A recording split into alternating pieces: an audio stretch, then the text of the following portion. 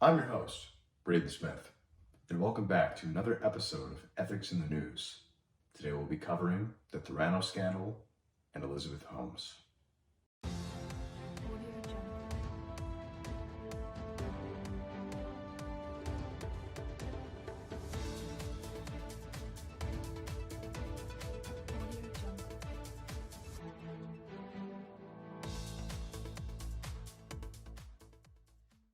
The Theranos case has been one of the most high-profile corporate scandals of our time.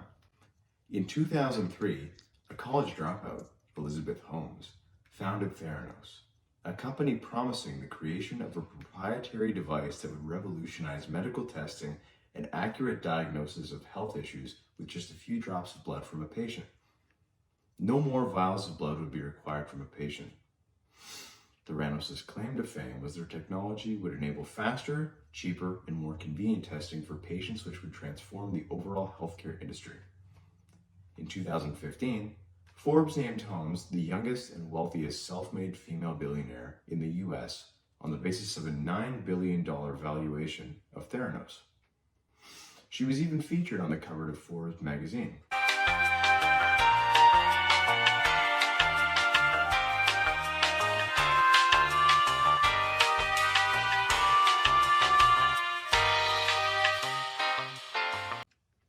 However, investigations later revealed that the Theranos technology did not work, and that behind the scenes, tests were actually being performed using traditional lab equipment. Theranos, Elizabeth Holmes and her partner Ramesh Sandhi Balwani misled investors, medical professionals, patients, and the world about the capabilities and the accuracy of their technology. The scandal of Theranos unfolded between 2015 and 2018. When it was discovered that investors, regulators, doctors, and patients were being deliberately deceived about the capabilities and accuracy of this revolutionary blood testing technology. To put it mildly, it didn't work. Behind the scenes, Theranos was using traditional blood testing equipment in order to obtain test results. For the tests that were actually completed with their proprietary technology, the accuracy and reliability of those results were called into question. There were significant legal and ethical ramifications in the Theranos scandal. The stakeholders involved in the Theranos scandal were Elizabeth Holmes, founder and CEO of Theranos, Ramesh Sandhi Balwani, president and CEO of Theranos, and also the secret boyfriend of Elizabeth Holmes, investors, venture capitalists who were just throwing money at Theranos, and many high-profile figures in the US were also investing, and Theranos' board of directors, employees, and finally, patients and doctors all around the United States. The harm caused by the Theranos scandal was far-reaching. Investors lost hundreds of millions of dollars, and patients that received inaccurate test results were lied to and led to unfortunate misdiagnosis and inappropriate treatments. This case is so multifaceted as it not only points to actual crimes committed, but grave ethical issues such as honesty, integrity, transparency, disclosure, and accountability being violated. Theranos, in particular Elizabeth Holmes, deliberately misled all stakeholders about the capabilities and the accuracy of the technology. The actual crimes committed were securities fraud, conspiracy to commit fraud, and making false claims to investors and the public. Theranos engaged in fraudulent activities by making and perpetuating false claims and misrepresentations to investors, regulators, and the public. Ethics came largely into play with the involvement of intentional deception, fraud, breach of trust, and ultimately, Theranos' corporate social responsibility. When the case broke, it became evident that profits, personal greed, and reputation were placed highly above the well-being of the patients and the public at large. When companies place their own success above all else, engage in unethical behavior, and fail to fulfill or uphold any type of social responsibility, the consequences can be severe and have a huge ripple effect across not only the industry they're part of, but also the public's trust and well-being. The strong desire for personal and financial success, the pressure to meet investors' expectations in order to secure additional funding were used as rationalizations to justify the wrongdoing. The behavior of both Theranos and Elizabeth Holmes played significant roles. Holmes, as the founder and CEO, was responsible for the company's culture and decision-making. There was a large emphasis on secrecy. The competitive, high-pressure environment of the healthcare industry and the amount of money invested and to be made heavily influence the behaviors and rationalizations of the players. The Theranos case involved deliberate deception, misrepresentation, and fraud. Theranos' actions violated the trust placed on them by patients, investors, and the public. Of the four main views of ethics, all four were present. To start, the justice view. The justice view focuses on fairness, equal treatment, adherence to laws and regulations.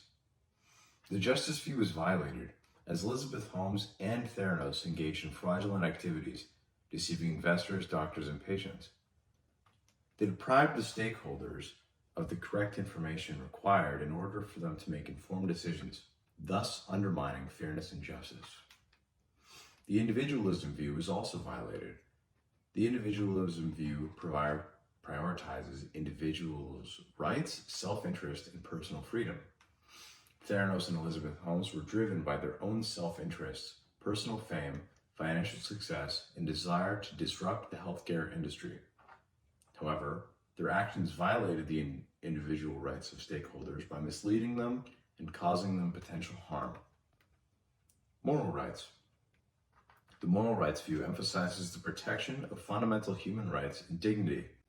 The Theranos scandal infringed upon the moral rights of patients who received inaccurate or inconclusive test results.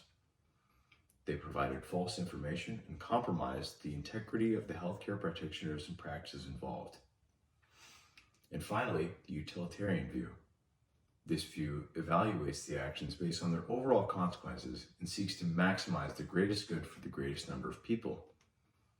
In the Theranos scandal, this view is disregarded. While Holmes and Theranos may have believed that their technology could revolutionize healthcare, the deception and inaccuracy of their test results caused harm to patients and eroded the public's trust. The negative consequences far outweighed any benefits, making their actions unethical from a utilitarian standpoint. It is clear that all four views were violated in this case. The culture within Theranos played a major role. The emphasis on secrecy, aggressive promotion, and the fake it till you make it mentality prevalent in Silicon Valley startup culture influenced this unethical behavior. Once the scandal came to light, government agencies began to take steps to strengthen regulations and oversight in not only the healthcare industry, but in Silicon Valley's tech startup area. This case was a glaring red light for the news and the need for more rigorous scrutiny as it related to the safety and effectiveness of medical technologies and the importance of transparency and accurate reportings of clinical data. Furthermore, corporate governance practices also began to come under scrutiny. Oversight and accountability within organizations became an emphasis. The importance of collaboration, open communication, and data sharing between regulatory agencies and industry stakeholders would create a more open and accountable ecosystem that would ultimately discourage fraudulent practices. Steps began to be taken to strengthen regulations, enhance due diligence processes, and improve transparency and foster more of a culture of integrity in order to prevent similar ethical and legal breaches in the future. Overall, the consequences of the Theranos case was severe, leading to the criminal charges and the company's founder and exposing the potential risks associated with fraudulent practices in the healthcare industry. Overall, the consequences of the Theranos scandal were severe, leading to criminal charges against the company's founder and exposing the potential risks associated with fraudulent practices in the healthcare industry. Investors lost substantial amounts of money, and the reputation of Elizabeth Holmes and Theranos was heavily tarnished. Patients whose healthcare relied on inaccurate results may have suffered harm, including misdiagnoses and/or inappropriate treatments. The fallout from the case prompted increased regulatory scrutiny, industry-wide introspection, and the implementation of stricter measures to prevent similar ethical and legal infractions in the future. Criminal charges and lawsuits were initiated against Elizabeth Holmes and Theranos. She reported to prison on May 30th, 2023 to serve out her 11-year sentence.